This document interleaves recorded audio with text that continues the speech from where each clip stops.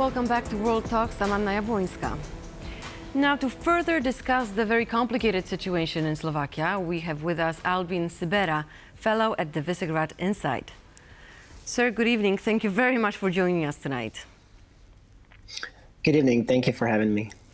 Now, we know that the protest that took place yesterday actually doubled in the number of people protesting on the streets. Now, would you say that these protests are a natural continuation to the situation that happened before when it comes to the freedom of media, etc.? Sure. I would even say that this is a continuation of protests which first started at the end of last year and early this year, and which actually were initially aimed at the changes in the judiciary and in the criminal code, which the left-right cabinet of Robert Fico introduced back then, and which eventually it was able to push ahead with. So I think this needs to be seen in the broader context of the response to the moves made by the cabinet of Robert Fico. Mm-hmm.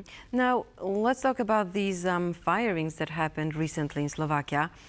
Now, the officials accused all the people engaged in this situation of having engaged in political activism. Now, what political activism are we talking about, just to put it into perspective for our viewers?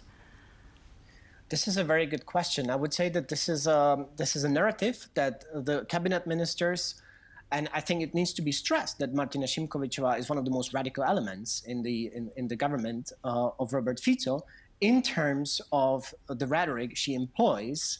So I think realistically there is very little political activism that we can talk about.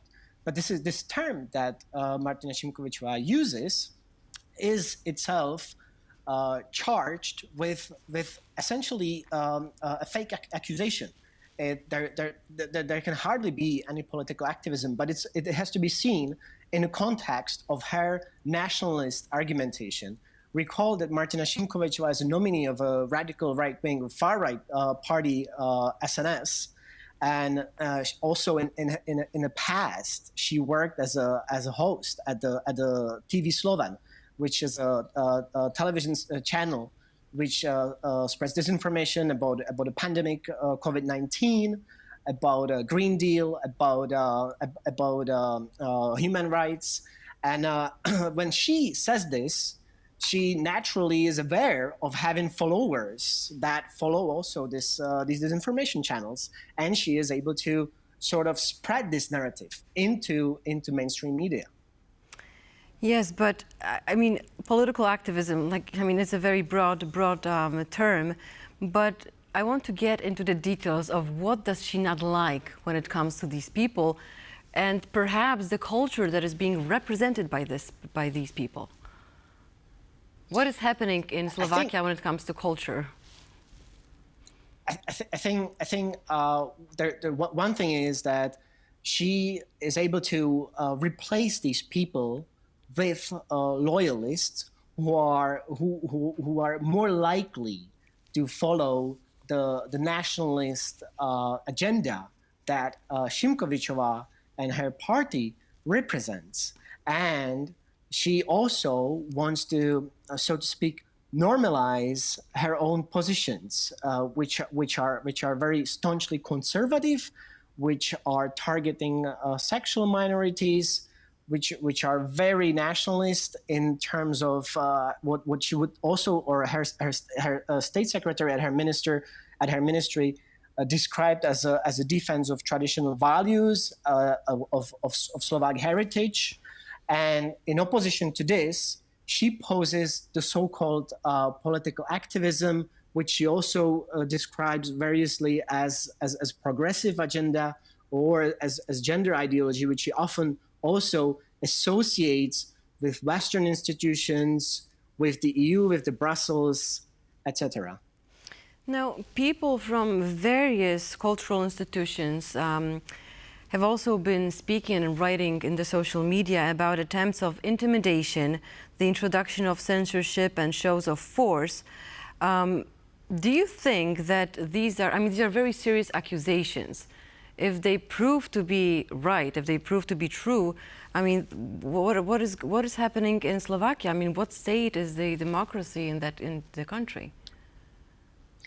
I think, as I've tried to already hint in my first response, this is the latest stage of the struggle, that political struggle and social struggle, and the divisions that have been elevated to new heights in Slovakia, and that we've been witnessing with I think that should be witnessed with worries, as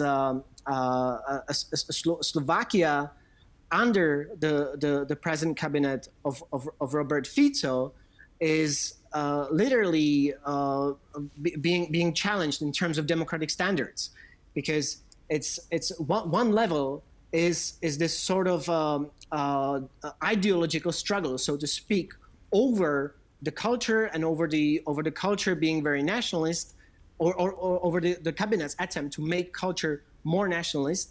But also what we are seeing in the background is that we are also witnessing the dismantling of an elite police unit, which goes by a Slovak abbreviation NACA. And we've also heard reports in parallel about the head of the environmental police dismissal. And so while we have this major cultural war that's been occupying the frontline media channels and the headlines, in the background we also have major changes in the police, which are in all likelihood designed to cement the grip on power of the sitting cabinet. So I think, in a way, maybe this what Šimkovičová is describing as political activism, and the accusations that are charged against her, this is very real. But at the same time, we have to realize that there's a parallel battle of power going on, that has been going on for months already in Slovakia. Mm-hmm.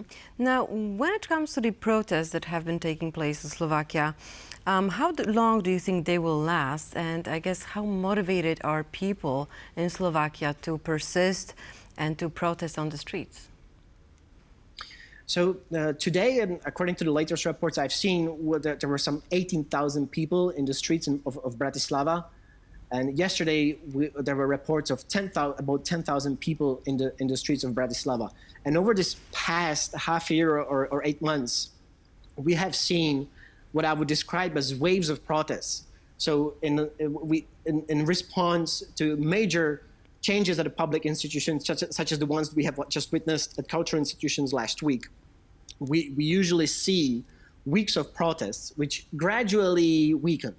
And I think this is also probably very likely the strategy that the current cabinet of Robert Fico will revert to, that it will simply sit and not comment and wait for the protest to lose its momentum, which eventually will happen. When do you think that will happen? Hard to say. It's these are summer months, but what we've seen in the past, we've seen major protests going on for a month, two, before these eventually withered, or not necessarily withered, but scaled down in its size. Now, what about the international community? Has this situation already echoed around the world, and what have you heard? I think that what I was surprised that I think there were international media reports in Guardian. I mean, right now we're talking English-speaking Polish television channel. So I think gradually there's been the more of international attention at what's going on in Slovakia, and I think this has in part to do with the political changes that we've seen in Slovakia, such as the judicial overhaul that I was mentioning, and changes to the criminal code, which actually have also kicked in last week, and which led to actually people being released from police custody, also from jail, because the changes to the criminal code essentially soften some of the crimes, such as serious financial crimes. So I think as the time progresses, I think the international community, or at least the international European community, is realizing that this could be a serious and a permanent change to the democratic standards in Slovakia, and one that perhaps in its outer form may be very, very much reminiscent of the what we've seen in the past decade in Hungary. But at the same time, of course, we have to remember that there are definitely specificities, both in terms of the political situation and in terms of the situation around Robert Fico himself.